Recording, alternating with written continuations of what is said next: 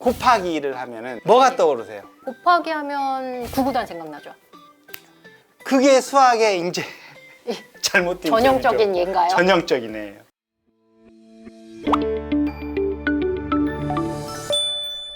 안녕하세요. 엄마들의 교육 고민을 대신 물어봐주는 교육대 기자TV의 저는 조선에듀 방종인 편집장입니다. 요즘 교육계 트렌드는 교육 프로그램에 인공지능을 접목하는 것인데요. 네, 인공지능과 거리가 멀 것 같은 수학에 인공지능을 접목시킨 교육 기업이 있어서 오늘 대표님 모시고 말씀 나눠보도록 하겠습니다. 안녕하세요, 대표님. 안녕하세요.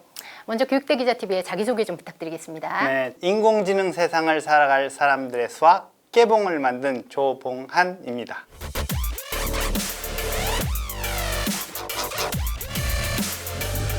제가 대표님 이력이 굉장히 네. 다채로운 것으로 네. 알고 있어요. 일단은 서울대 컴퓨터공학과 전공을 하시고 네. 미국에서 AI 박사를 네. 하시고 그리고 돌아오셔서 은행과 보험사에서 네. 임원을 하신 걸로 알고 네네. 있거든요. 원래 이제 인공지능 전공하면서부터 이것은 수학에 적용을 해야겠구나. 교육을 하는데 써야겠다는 생각을 했었어요. 그러다가 이제 기업체를 이렇게 쭉 다니고 결정적으로 교육계에 네. 뛰어들어야겠다 생각을 한 건 이제 우리 아이 수학하는 걸 보고 한시라도 빨리 뛰어들어야겠다. 보니까 너무 이 교육이 수학을 가르쳐야 되는데 그냥 계산하고 공식 써서 네. 답을 내는 이런 걸 가르치더라고요. 그래서 예. 이건 문제가 있다. 그럼 자녀분을 직접 가르치신 건가요? 그렇죠. 대표님께서? 예. 그 과정 좀 소개 좀 부탁드릴게요. 초등학교 때였는데 뭐 2항 그런 거 있잖아요. 네. 방정식 풀 때 네. 뭐 그런 대로 이렇게 하더라고요. 예. 그리고 학교에서 그렇게 배웠기 때문에 그렇게 해야 된다. 그런 거예요. 이게 x 더하기 2는 5다. 그러면 2를 더해서 5가 되는 건 3인데 3을 쓰면 답인데 가서 2를 빼요. 넘어가가지고. 5 빼기 2를 하는 5 빼기 거죠? 2를 하는 예, 거죠. 예. 그 말이 안 되잖아요. x를 구하라고 하면 그냥 3이면 답인데 그걸 왜 넘겨서 빼기를 붙여가지고 또 그렇게. 그건 왜 그렇다고 생각하세요? 그 학교에서 그렇게 배웠기 때문에? 그렇죠. 그것은 학교에서 이제 요령을 가르친 거죠. 예. 이런 식으로 있으면 이렇게 풀어라. 근데 그 요령이라는 게 어떤 곳에서는 빨리 풀 수 있다는 것이 좋은데 또 아까처럼 오히려 더 어렵게 만들어요, 문제들. 수학 문제를 보면은 네. 우리는 보통 이렇게 탁탁 뭔가 기계적으로 계산을 한다고 생각을 하잖아요. 그런데 문제를 해결하는 능력이라는 것은 직관이 작용해야 돼.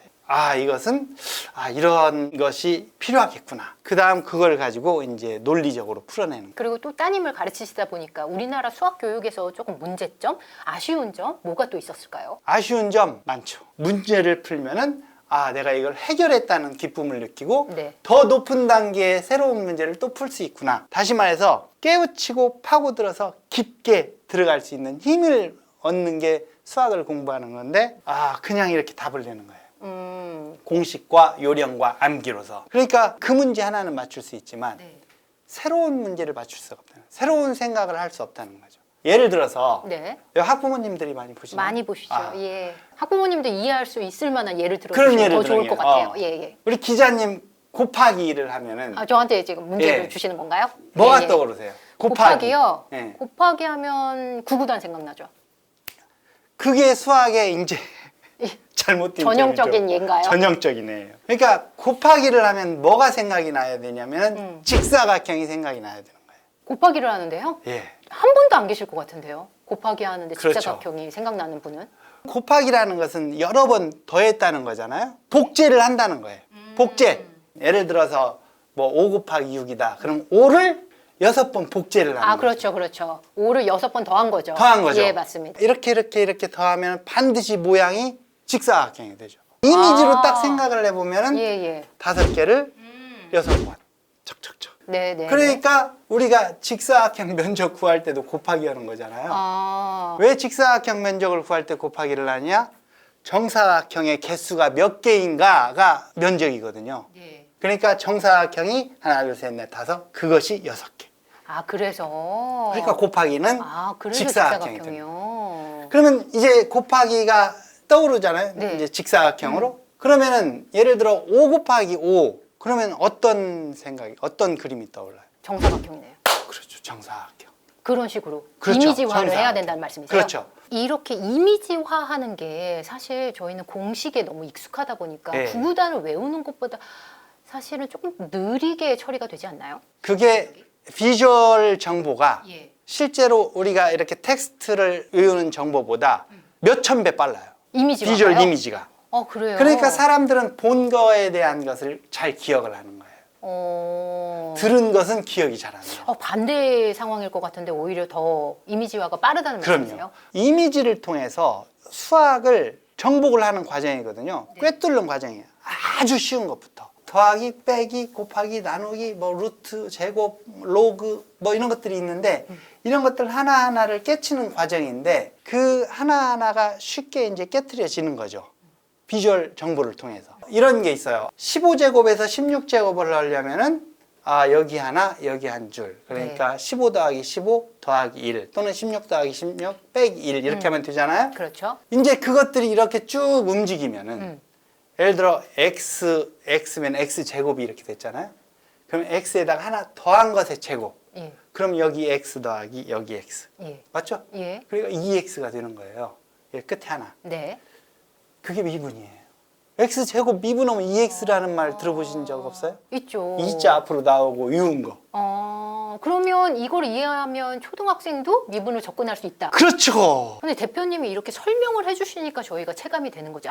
그렇구나. 이 미분으로 적용 가능하구나. 하지만 이걸 부모님이나 학생들이 이해할 수 있게끔 설명하거나 이러지 않으면 모를 수밖에 없지 그러니까 않을까요? 안타깝죠. 이런 식으로 설명을 하면 너무 쉽거든요. 아까 말씀하셨다시피 초등학생이 네. 어떻게 미분을 할 수 있느냐. 음. 변화를 꺼내는 거예요. 네. 내가 이거 변화 있으면 제 변화는 내 거에 몇 배인가가 미분이니까 예. 그걸 꺼내서 알 수 있는 거예요. 그러면은 만약에 초등학생이 이 미분의 어느 정도의 개념을 이해했어. 그러면 그 이후에는 미분 문제를 계속 푸는 거죠. 풀라는 입장이세요? 좀 더 그 계속 개념. 나아갈 수 있도록. 그렇죠. 그러면 이제 그 다음에 네. 만약에 이것을 이해를 한 했다고 하면 몇 시간 또는 한 몇 개월만 했으면은 그 다음 이제 생각하는 힘이 생겨서 네. 근데 이게 누군가 가르쳐 주지 않으면 아이들 혼자 할 수 있는 부분이 어느 정도 막히지 않을까요? 대표님께서 말씀해 주신 부분을 통해서 이건 미분이니까 하고 이해를 했다. 그럼 초등학생이 그 다음으로 나아가기 위해서는 순간순간 막히는 부분들이 굉장히 많을 것 같거든요. 예. 그 다음은 어떻게 해야 되는 거예요? 그러니까 이 미분 정도까지를 했으면은 네.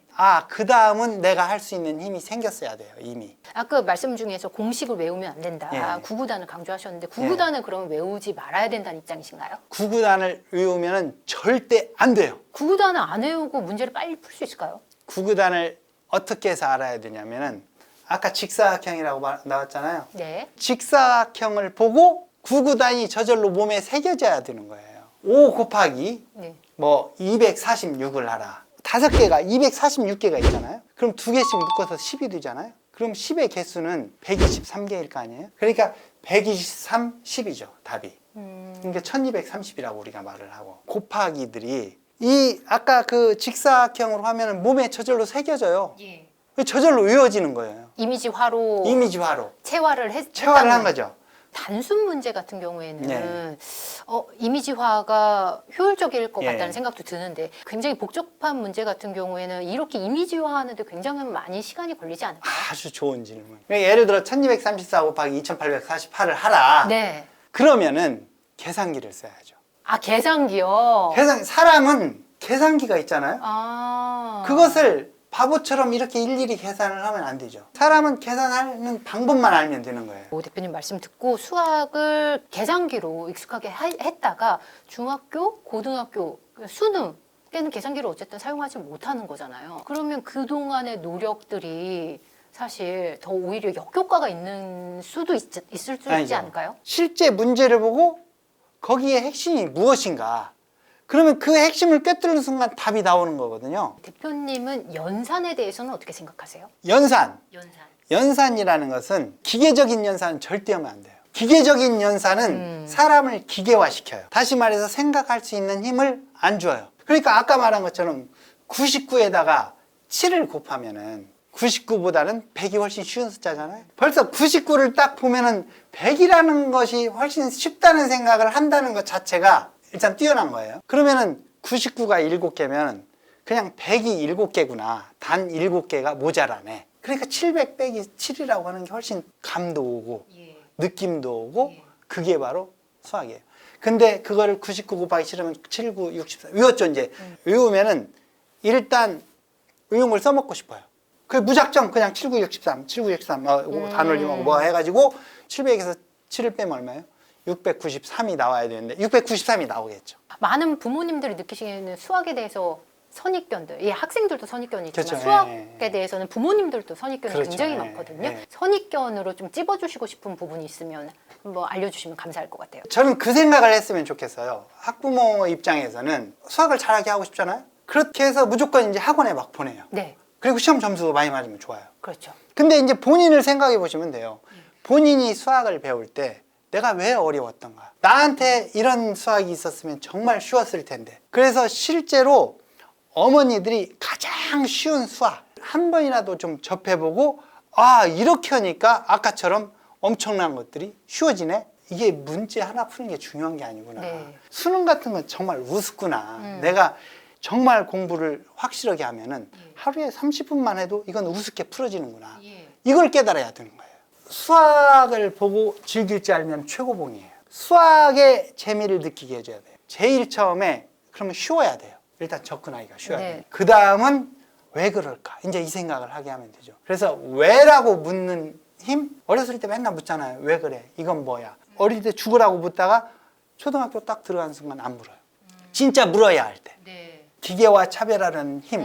원래 왜라고 묻는 힘이 중요하지만 인공지능 시대에서는 필수예요, 이게. 기계는 인공지능은 왜라고 절대 못 물어요. 이거 너 왜 그렇게 이걸 왜 컵이라고 했니? 몰라요. 사람이 넣어준 트레이닝한 걸로만 알지. 그렇죠. 못해. 그걸로만 약속이 돼 있으니까. 그러니까 인공지능 시대에서는 필수예요, 이게. 왜라고 묻는 힘.